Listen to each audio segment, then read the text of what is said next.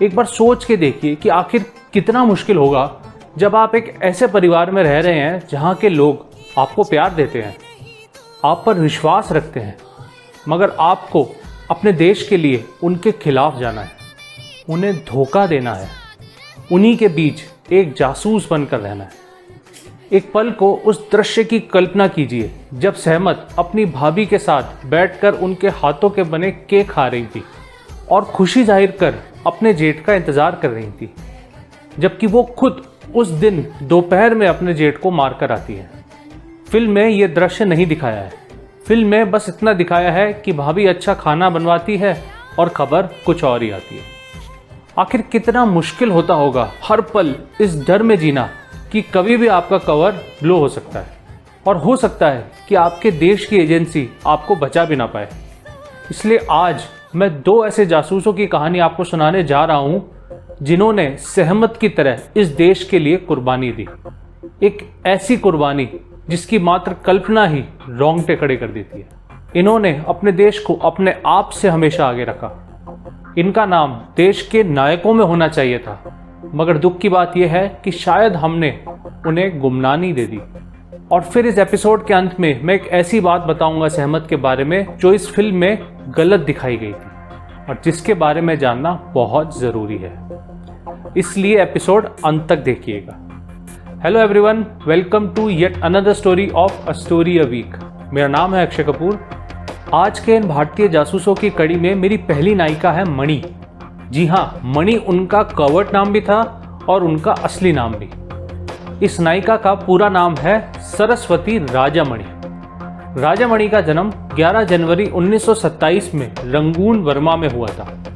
इनके पिता रंगून के सबसे अमीर भारतीयों में से एक थे, जिनके पास एक सोने की खदान थी।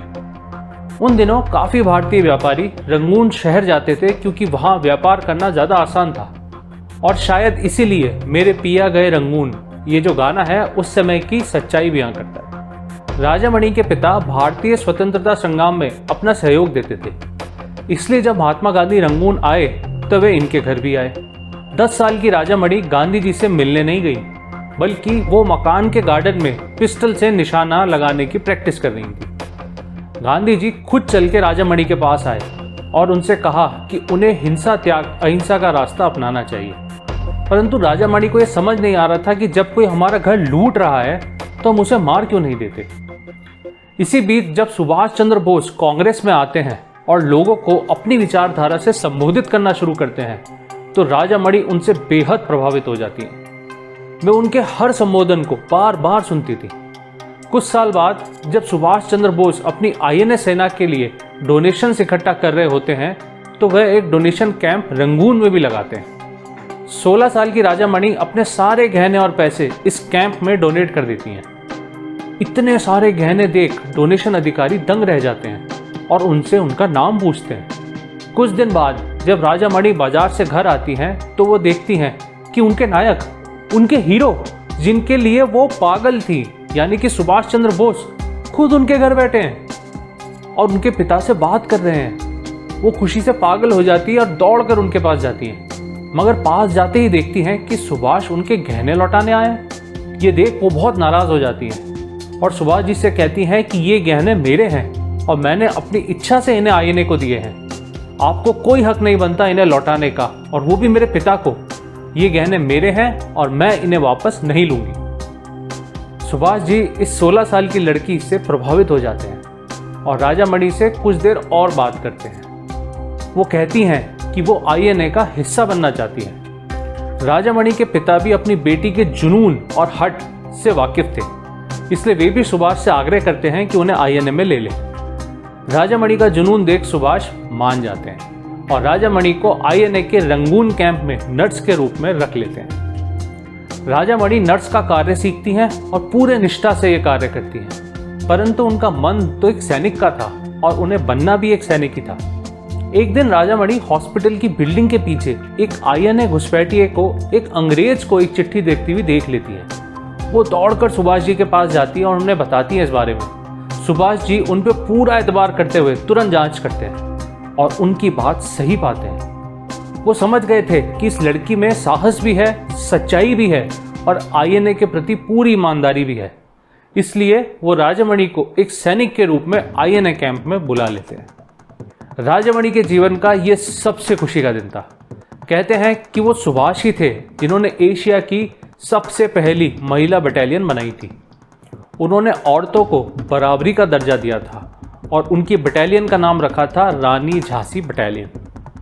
जब लड़ाई के समय उन्होंने पुरुष बटालियन को रानी झांसी बटालियन से पहले आगे भेजा तो कहते हैं कि रानी झांसी बटालियन की औरतों ने अपने खून से लिखकर एक पत्र सुभाष जी को भेजा, ये दिखाने के लिए कि वो मरने को तैयार हैं मगर पीछे हटने को नहीं, इसलिए निसंकोच उन्हें आगे भेजा जाए। और सुभाष जी ने ऐसा ही किया। इसी बीच उन्होंने इस टुकड़ी की 2 सैनिकाएं दुर्गा और राजामणि को एक अलग कार्य के लिए अपने पास बुलाया। उन्होंने इन दोनों से कहा कि मैं तुम्हें जासूसी के कार्य के लिए चुन रहा हूं, जो कि शायद लड़ाई से भी ज़्यादा महत्वपूर्ण है, क्योंकि अगर आपके पास आपके प्रतिद्वंदी की जानकारी है तो जंग का परिणाम आप तय कर सकते हैं। मगर जासूसी कोई आसान कार्य नहीं है और उन्हें जुनूनी, साहसी और समझदार सैनिक चाहिए। शायद इसीलिए उन्होंने राजामणि और दुर्गा को चुना था। इन दोनों को रंगून से 700 किलोमीटर दूर उत्तर की तरफ मैमो शहर में एक ब्रिटिश कैंप में जासूसी करने भेजा गया। भेजने से पहले इन दोनों के बाल काटे गए और इन्हें एक छोटे लड़के के रूप में रहना सिखाया गया। इन्हें कोड नाम दिए गए, लड़कों के कपड़े पहनना सिखाया गया और लड़कों जैसी चाल ढाल सिखाई गई। मैमो पहुंच के इन्हें ब्रिटिश कैंप में बॉय सर्वेंट के रूप में रखा गया, जो कि कैंप के छोटे मोटे काम करते थे, सफाई करना, कचरा फेंक के आना आदि। इन दोनों ने बहुत ही कुशलता से साहस दिखाकर कई सूचनाएं सुभाष जी तक पहुंचाई। शुरू में तो ये दोनों कुछ ज़्यादा ही सतर्क थीं, मगर धीरे धीरे उनमें साहस और आत्मविश्वास बढ़ता गया और वो कैंप में हो रही सभी ऑफिशियल मीटिंग्स को सुनने लगी थी। कैंप के बाहर कचरा फेंकने के नाम पर वो बंदूकें और गोलियां भी स्मगल कर आईएनए भिजवा रही थी। ऐसा इन दोनों वीरांगनाओं ने 2 साल तक किया। फिर एक दिन दुर्गा जासूसी करते हुए पकड़ी गई और उसे जेल में डाल दिया गया। उस समय राजामणि के पास 2 चॉइस थी। पहली कि वो भाग जाती, क्योंकि कैंप से सेफली भागने के लिए सुभाष जी का पूरा नेटवर्क था, और दूसरा कुछ दिन और जासूसी करती, क्योंकि दुर्गा ने उनका नाम नहीं लिया था। पर राजामणि ने तीसरा और सबसे साहसी विकल्प अपनाया। वो अपनी साथी दुर्गा को अकेले नहीं छोड़ सकती थी और उसने अपनी दोस्त दुर्गा को बचाकर साथ भागने की एक साहसी योजना बनाई। राजामणि एक बर्मी नर्तिका बन अंग्रेजी जेल के कैंप में जाती है और सभी ऑफिसर्स को ड्रग कर चुपचाप दुर्गा को भगाकर भाग निकलती हैं। मगर बाहर खड़े कुछ अंग्रेजी सैनिक उन्हें भागते देख लेते हैं और पकड़ने के लिए पीछे भागते हैं। अंग्रेज गोली भी चलाते हैं और एक गोली राजामणि के पैरों में जाकर लगती है। वो दुर्गा को भाग जाने के लिए कहती है, मगर दुर्गा वापस आकर राजामणि को उठाती है और भागने के लिए कहती है। भागते भागते दोनों अब जंगल में पहुंच गए थे और वो भागने की बजाय एक पेड़ पर चढ़कर बैठना बेहतर विकल्प समझते हैं। इसके बाद वे दोनों पेड़ पर चढ़कर छिप जाते हैं। वो दोनों बहुत डरे हुए थे। बात आखिर उनके जान की थी। यही वजह थी कि दोनों 3 दिनों तक उसी पेड़ पर बैठे रहते हैं। राजामणि का घाव अब नासूर बन चुका था। जब 3 दिन बाद वो उतरते हैं तो एक बार तो राजामणि से खड़ा भी नहीं होया गया, मगर फिर दुर्गा की मदद से वो दोनों एक सड़क तक पहुंचे और किसी तरह एक सवारी मांगकर रंगून के आईएनए कैंप में पहुंचते हैं। आईएनए कैंप में खबर थी कि शायद ये दोनों मर गई हैं, और इसलिए जब साथियों ने उन्हें देखा तो एक खुशी की लहर दौड़ उठी। उस दिन कैंप में सबकी आंखें खुशी के मारे नम थी। राजामणि बताती हैं कि सुभाष जी ने उन्हें खुद अपने हाथों से पत्र लिखा था और उनकी साहस और कुशलता की प्रशंसा की थी। उन्हें जापानी एम्परर ने अपने हाथों से मेडल दिया था और उन्हें इसी कार्य की वजह से झांसी बटालियन में लेफ्टिनेंट का पद भी मिला था। जब वॉर खत्म होता है और आईएनए को डिसबैंड किया जाता है तो राजामणि और उनका परिवार भारत आता है। कहते हैं उन्होंने अपना सारा पैसा स्वतंत्रता संग्राम में लगा दिया था, और शायद यही भूल है हमारे देश की कि ऐसे परिवारों को भी हमने ना तो यादों में रखा और ना ही फाइनेंशियल सपोर्ट दिया। बची पूरी जिंदगी राजामणि चेन्नई के एक छोटे से घर में गरीबी में रहती रही। पूरे घर में उन्होंने सुभाष जी की तस्वीरें लगा रखी थी। वो टेलर की दुकान में बचे हुए कतरन से लोगों के लिए कपड़े बनाती थी। 1972 में जाकर भारत सरकार ने उन जैसे स्वतंत्रता सेनानियों को पेंशन देना शुरू किया और उन्होंने 2006 सुनामी के समय अपनी पेंशन सेविंग को भी सुनामी रिलीफ फंड में डोनेट कर दिया। उम्र के आखिरी पड़ाव में यानी कि 2005 में उन्होंने फिर राज्य सरकार से गुहार लगाई और उन्हें 5 लाख रुपए दिए गए और एक रेंट फ्री हाउसिंग बोर्ड का फ्लैट दिया गया। अंत में फिर जनवरी 13, 2018 को चेन्नई में उस वीरांगना का देहांत हो गया। ये थी कहानी इस देश की साहसी नायिका राजामणि की। मेरे दूसरे नायक का नाम है ब्लैक टाइगर। जी हाँ, ये नाम इन्हें भारत के प्रधानमंत्री द्वारा दिया गया था क्योंकि ये इतनी महत्वपूर्ण जानकारी भारत को भेजते थे कि इन्हें भारत में सब इनके कोड नेम ब्लैक टाइगर के नाम से जानते थे। ये असल में एक भारतीय थे जो कि पाकिस्तानी आर्मी में मेजर के पद पर कार्यरत थे। ये पाकिस्तान से भारतीय संस्थाओं खासकर रॉ को महत्वपूर्ण आर्मी सीक्रेट्स भेजते थे। ये काम इन्होंने 1979 से लेकर 1983 यानी कि 4 साल तक किया, मगर अफसोस ये है कि रॉ की एक लापरवाही की वजह से इनका कवर ब्लो हो गया और इन्हें पकड़ लिया गया। अगर इनका कवर ब्लो ना होता तो शायद ये आज भी पाकिस्तानी आर्मी में एक बड़े पद पर बैठे होते। इस जाबाज ब्लैक टाइगर का असल नाम था रविंद्र कौशिक। रविंद्र राजस्थान के श्रीगंगानगर के रहने वाले थे। इनका जन्म 11 अप्रैल 1952 को हुआ था। इन्होंने SD बिहानी कॉलेज श्रीगंगानगर से अपनी पढ़ाई की थी और इन्हें ड्रामेटिक्स और मिमिक्री में बहुत मजा आता था। ये इतने आला किस्म के एक्टर थे कि मात्र 21 साल की उम्र में ही नेशनल थिएट्रिकल फेस्टिवल लखनऊ में परफॉर्म करने गए। इनके ड्रामा एक्ट से रॉ के ऑफिसर्स काफ़ी प्रभावित हुए और उन्होंने इन्हें अप्रोच किया रॉ एजेंट बनने के लिए। ये एजेंट बनने के लिए तैयार हुए क्योंकि इनके लिए इनका देश सर्वोपरि था और इन्होंने अपने घर पर यह बताया कि इन्हें दिल्ली में एक नौकरी मिली। इन्हें रॉ ने अच्छे से ट्रेन किया। श्रीगंगानगर से होने की वजह से ये पंजाबी अच्छे से जानते थे, इसलिए इन्हें अब उर्दू सिखाई गई, इस्लाम के स्क्रिप्चर्स भी बताए गए, इस्लामी तालीम दी गई।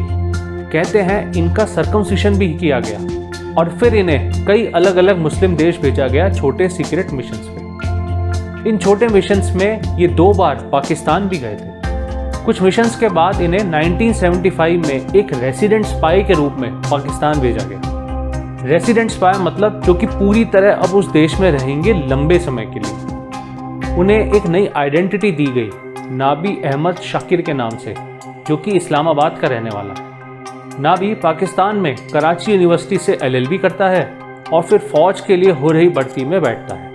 वो इस भर्ती में सफल होता है और उसे पाकिस्तानी आर्मी में एक कमीशन्ड ऑफिसर बनाया गया मिलिट्री अकाउंट्स डिपार्टमेंट में। धीरे धीरे नाबी पाकिस्तानी आर्मी में मेजर बन जाता है और भारत को कई खुफिया जानकारी भिजवाता है जो कि भारत के लिए बहुत ही महत्वपूर्ण साबित होती है।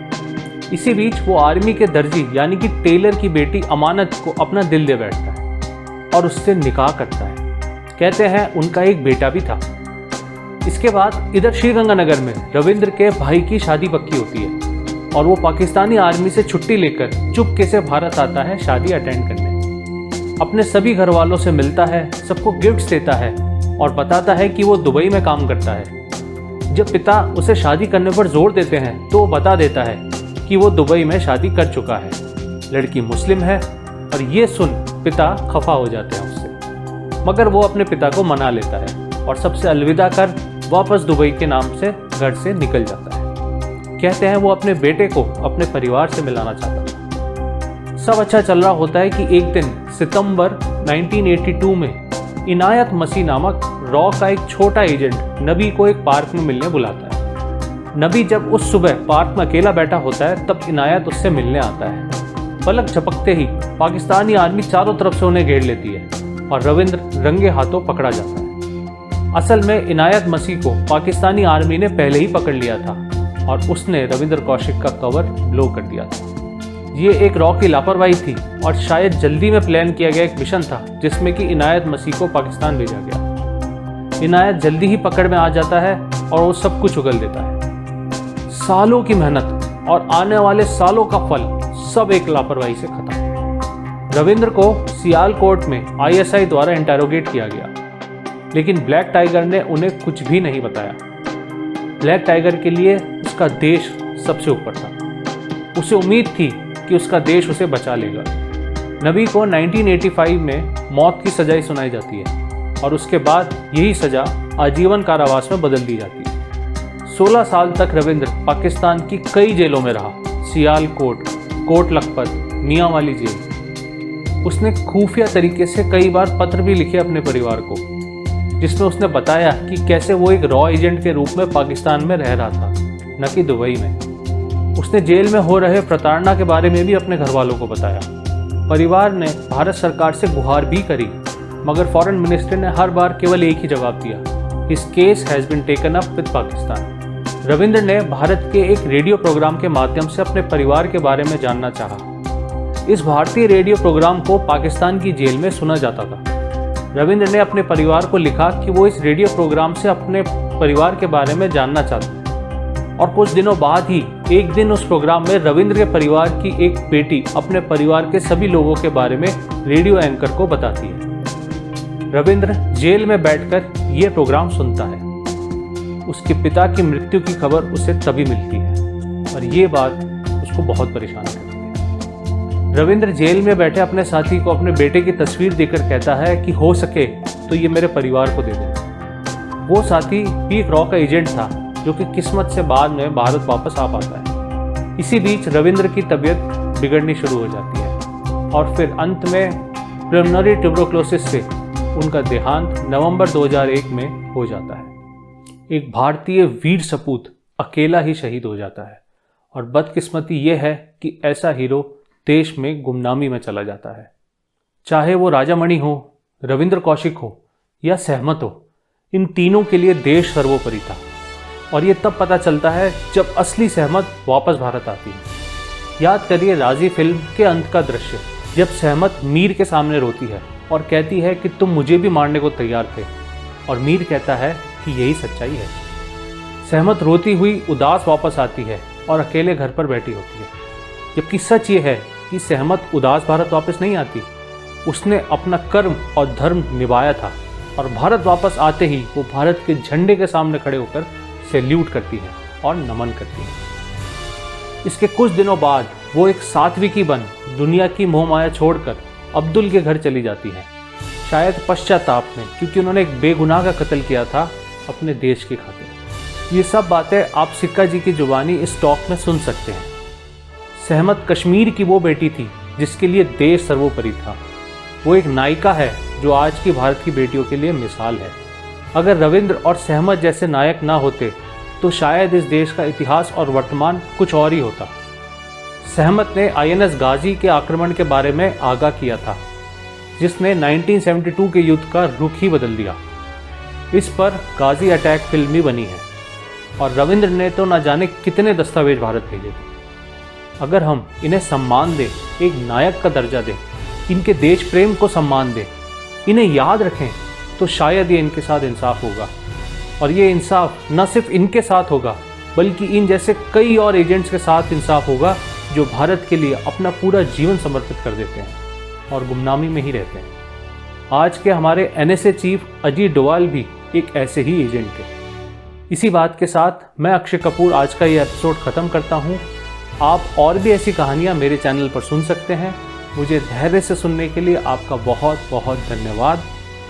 इनकी कहानी आप एपिक चैनल की अदृश्य सीरीज़ में भी सुन सकते हैं, जिसमें नाट्य रूपांतरण के तरीके से इनकी कहानियाँ बताई गई हैं। ये YouTube पे भी अवेलेबल है। इसी के साथ अलविदा, बाय बाय, जय हिंद, धन्यवाद।